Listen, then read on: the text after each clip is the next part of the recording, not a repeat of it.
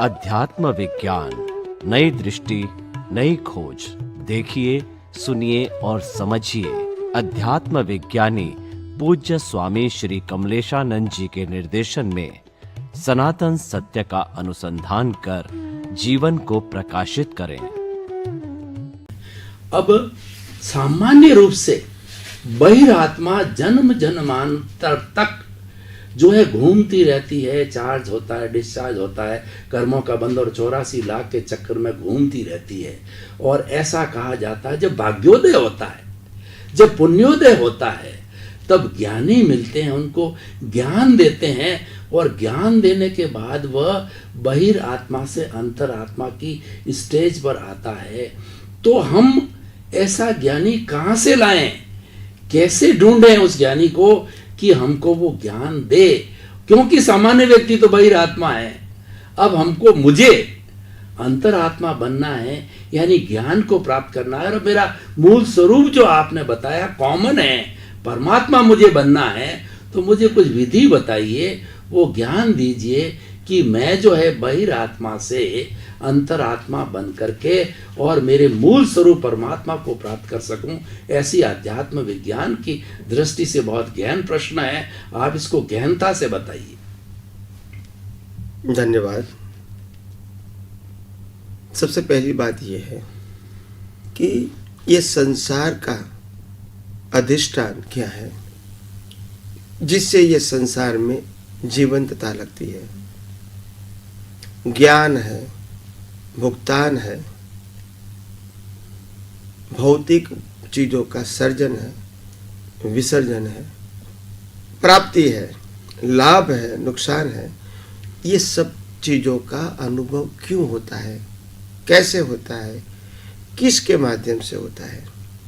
तो बिल्कुल निश्चिंतता से समझो, अगर आत्मा नहीं है तो अज्ञान भी नहीं है, अज्ञान नहीं है तो संसार की अनुभूति भी नहीं है। तो सबसे पहले आत्मा होना आवश्यक है। उसके बाद जैसा ज्ञान होगा वैसे ही आपको अनुभूति होगी। अगर लौकिक ज्ञान है तो लौकिक अनुभूति होगी, अलौकिक ज्ञान है तो अलौकिक अनुभूति होगी। तो अलौकिक ज्ञान को स्पिरिचुअल साइंस कहते हैं और लौकिक ज्ञान को सामाजिक और धार्मिक ज्ञान कहते हैं। और जैसा ज्ञान वैसी आपको अनुभूति। तो जो आत्मा है, आत्मा की हाजिरी से ही ज्ञान और अज्ञान दोनों पैदा होते हैं। और आत्मा की हाजिरी से ही कर्म बनते हैं और आत्मा की हाजिरी से ही कर्म की भुगतान है। क्योंकि भुगतान करने वाला भी वो भुगतान करते उसका अनुभव चाहिए ना इसको कि मेरे को सुख मिला, मेरे को दुख मिला। अगर वो आत्मा नहीं है तो कैसे होगा? जैसे हमारे घर के अंदर सेफ होता है, तिजोरी, जिसके अंदर हम पैसा और जवेरात रखते हैं। तो अगर हमने तिजोरी के अंदर, सेफ के अंदर अगर 1 करोड़ रुपया रख दिया है तो क्या सेफ को खुशी हो सकती है? नहीं हो सकती है। क्योंकि क्या नहीं है? आत्मा नहीं है। मगर सेफ जो तिजोरी है, सेफ होल्ड, इसका जो मालिक है, इसको आनंद होगा कि मेरे सेफ के अंदर 1 करोड़ रुपया पड़ा है। तो इसीलिए आत्मा नहीं है तो अनुभूति भी नहीं है। मगर आत्मा के साथ जैसा ज्ञान है वैसी अनुभूति। जड़ को कभी ज्ञान नहीं होता है तो जड़ को अनुभूति नहीं है। क्यों नहीं है और क्यों जरूरत नहीं है? क्योंकि जड़ को ज्ञान नहीं है तो अज्ञान भी नहीं है, और ज्ञान अज्ञान नहीं है तो कर्म भी नहीं है और कर्म का फल भी नहीं है। मगर आत्मा है तो ज्ञान भी है और अज्ञान भी है, और अज्ञान अज्ञान है तो कर्म भी है, कर्म का फल भी है और अनुभूति भी है। तो ये समझो, बिना आत्मा कर्म और कर्म फल संभव नहीं है। बिना आत्मा अनुभव नहीं हो सकता है, बिना आत्मा भाव नहीं हो सकता है। तो ये पूरी सृष्टि का जो अनुभव है वो आत्मा की हाजिरी से ही होता है। क्योंकि ज्ञान उसका गुण है, और मगर ये ज्ञान आत्मा के अंदर जो है वो परमानेंट है, और अवस्था के रूप में जो अनुभव में आता है वो व्यवहार सत्य का ज्ञान है। और व्यवहार सत्य का ज्ञान का दूसरा नाम है अज्ञान। क्योंकि व्यवहार सत्य वो परिणाम के रूप में है, मगर हम मानते हैं व्यवहार सत्य में जो कुछ भुगतान होती है, जो कुछ संजोग मिलता है, उसमें मेरा तेरा होता है, मालिकीपन और कर्तापन होता है, और मालिक की और कर्तापन से फिर राग द्वेष होता है। आज मेरे को किसी ने कुछ दिया है तो मेरे को राग होता है, जब मेरी दिया हुआ चीज चली जाती है तो द्वेष होता है। व्यक्ति के ऊपर भी द्वेष होता है और चीज के हिसाब से भी राग द्वेष होता है। तो सबसे बड़ा कारण है मालिकीपन और कर्तापन। ये मेरा है, ये तेरा है, ये मैंने किया, ये आपने किया। बस यही अज्ञानता से राग द्वेष होते हैं, यही अज्ञानता से जन्म मरण कर्म बनते हैं, और यही कर्म से जन्म मरण होता है। तो इसीलिए आत्मा का रोल बहुत इम्पोर्टेंट है, और आत्मा है तभी पुरुषार्थ है, आत्मा है तभी अनुभूति है, आत्मा है तभी कर्मों का सर्जन और विसर्जन है, आत्मा है तभी ज्ञान और दर्शन है। तो मैं समझता हूँ कि आपको ये आत्मा का रोल क्या है, तीन अवस्था का क्या रोल है, वो धीरे धीरे आपको समझ में आया होगा, और आगे आगे भी बात करता रहूँगा। बहुत बहुत धन्यवाद कृतज्ञ स्वामी जी, बहुत समझ को खुला करने कारण, स्पष्टीकरण के कारण। अब आपने प्रतिष्ठित आत्मा को कई बार बोला, और जहाँ तक मैं समझता हूँ कि प्रतिष्ठित आत्मा जड़ है, और वो प्रतिष्ठित आत्मा क्रोध, मान, माया, लोभ, राग, द्वेष, कषाय से जुड़ी हुई या बनी हुई है। तो जब इस प्रतिष्ठित आत्मा को मैंने मेरे दार्शनिक बंधुओं के बीच में रखा, तो उन्होंने कहा ये आत्मा शब्द क्यों यूज कर रहे हो आप? आत्मा तो चेतन होता है, और आप कह रहे हो प्रतिष्ठित आत्मा एक नई परिभाषा है जो कि जड़ है। तो वो बड़े एक डायलेमा, यानी बड़े कंफ्यूजन के अंदर पड़ गए कि आप इसको स्पष्टीकरण करो और इसको और खुलासा करो। तो मैं आपसे खुलासा जानना चाहता हूं, क्योंकि आत्मा शब्द आ गया, और आत्मा हो जो चेतन है और प्रतिष्ठित आत्मा जड़ है, तो हम अपने श्रोताओं को, या बहुत प्रबुद्ध लोग हैं, दार्शनिक लोग हैं, उसको कैसे स्पष्टीकरण करें? उनको बहुत बड़ा कंफ्यूजन है इस बात में, कृपया बताइए। प्रश्न के लिए धन्यवाद। सबसे पहली बात है कि आत्मा और प्रतिष्ठित आत्मा दोनों शब्द प्रयोग है। वैसे तो तीन शब्द प्रयोग है, आत्मा है, प्रतिष्ठित आत्मा है, और मैकेनिकल आत्मा है। बॉडी को मैकेनिकल बोलते हैं, प्रतिष्ठित आत्मा को प्रतिष्ठित आत्मा बोलते हैं, और मूल आत्मा है उसको शुद्ध चेतन, मैकेनिकल चेतन, मिश्र चेतन और शुद्ध चेतन। मैकेनिकल चेतन का मतलब होता है मन वचन काया, जो उसका क्रिएटर, ऑपरेटर, डिस्ट्रॉयर कुदरत है।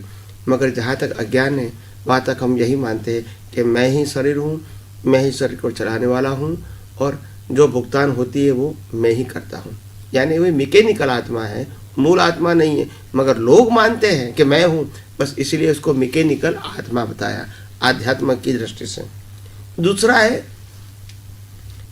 प्रतिष्ठित आत्मा, जो मैकेनिकल नहीं है, मैकेनिकल चेतन नहीं है, मिश्र चेतन है। यानी प्रतिष्ठित आत्मा न चेतन है न जड़ है, वो दोनों का कॉम्बिनेशन से बना है। आत्मा की शक्ति और भाव शक्ति, ये दोनों मिलके कर्म बनता है। जैसे कोई व्यक्ति कोई भी भाव करता है, अच्छा या बुरा, इसी दुनिया में जो प्योर मॉलिक्यूलस यानी शुद्ध परमाणु है वो शक होते हैं। परमाणु तो जड़ है मगर वो शक होते हैं, और मेरे भाव के मुताबिक उसके ऊपर कोट लग जाता है, और आत्मा की हाजिरी से, आत्मा की शक्ति से वो चार्ज होता है। तो इसीलिए वो कर्म चार्ज हो गया, एक कर्म। तो कर्म चार्ज हो गया, अभी कुदरत इसको द्रव्य, क्षेत्र, काल और भाव के आधार से संयोग देके उसका रिजल्ट देगी, या तो विसर्जन करेगी, या सर्जन विसर्जन। चार्ज का क्या करेंगी? डिस्चार्ज करेंगे नेक्स्ट बर्थ में। तो प्रतिष्ठित आत्मा न जड़ है न चेतन है, शरीर अकेला जड़ है। प्रतिष्ठित आत्मा मिश्र चेतन है, जिसमें जड़ और चेतन का कॉम्बिनेशन है। परमाणु जड़ है, भाव मिश्र चेतन है, और आत्मा शुद्ध चेतन है। ये तीनों का कॉम्बिनेशन इसके अंदर है। इसलिए इसको मिश्र चेतन बताया, और मिश्र चेतन से ही कर्म बनते हैं। और जो आत्मा है वो शुद्ध चेतन है। शुद्ध चेतन के अंदर न कर्म चार्ज करने की क्षमता है, न कर्म को डिस्चार्ज करता है, मगर उनकी हाजिरी के बिना कर्म चार्ज भी नहीं होते हैं और डिस्चार्ज भी नहीं होते हैं। प्रतिष्ठित आत्मा आत्मा की हाजिरी के बिना कुछ नहीं कर सकता है, क्योंकि प्रतिष्ठित आत्मा आत्मा नहीं है तो प्रतिष्ठित आत्मा का अस्तित्व ही नहीं होता है।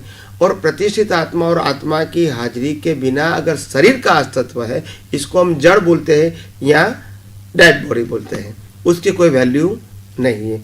वो न सर्जन कर सकती है न विसर्जन कर सकती है। तो जब शरीर के अंदर आत्मा है वहाँ तक प्रतिष्ठित आत्मा हो सकता है, उसके अलावा वो नहीं हो सकता है। तो आत्मा की हाजिरी से शरीर की हाजिरी से अंदर आत्मा है, तभी ही प्रतिष्ठित आत्मा से पुरुषार्थ करते हैं, नया कर्म का सर्जन करते हैं, और नेक्स्ट बर्थ में आत्मा की हाजिरी में और बॉडी के माध्यम से जो चार्ज किया है वो कुदरती रचना के अधीन, कुदरती कानून के अधीन डिस्चार्ज होता है। तो इस प्रकार के चार्ज और डिस्चार्ज चलता रहता है। और प्रतिष्ठित आत्मा न शरीर है, न जड़ है, न चेतन है।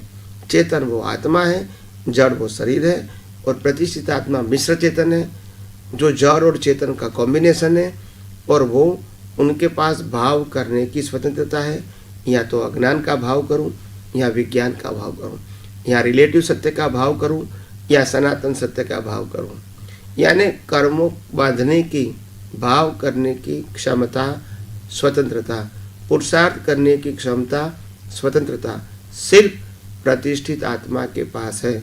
वो जैसी प्रतिष्ठा करेंगे, प्रतिष्ठित आत्मा जैसी प्रतिष्ठा करेंगे वैसा ही कर्मफल मिले, कर्म बनेगा और कुदरत कर्म का फल देंगे। तो ये प्रतिष्ठित आत्मा का मतलब होता है नए कर्मों की प्रतिष्ठा करने वाला। और वही प्रतिष्ठा के आधार से जो कॉजल बॉडी बनता है उसके मुताबिक कुदरत हमको इफेक्ट बॉडी देती है। Cause and effect, cause and effect, cause and effect, ऐसे यूँ जन्म मरण का चक्कर चलता रहता है। तो प्रतिष्ठित आत्मा का मतलब होता है न चेतन है न जड़ है, दोनों का कॉम्बिनेशन है, मगर वो आँखों से या तो 5 इंद्रियों से अनुभव में नहीं आता है। ये प्रतिष्ठित आत्मा नए कर्म बांधने के लिए या तो संसार या मुक्ति के मार्ग का पुरुषार्थ करने का इसका ये रोल है। तो धीरे धीरे आगे आगे भी आपको ये सब बातें समझ में आएगी।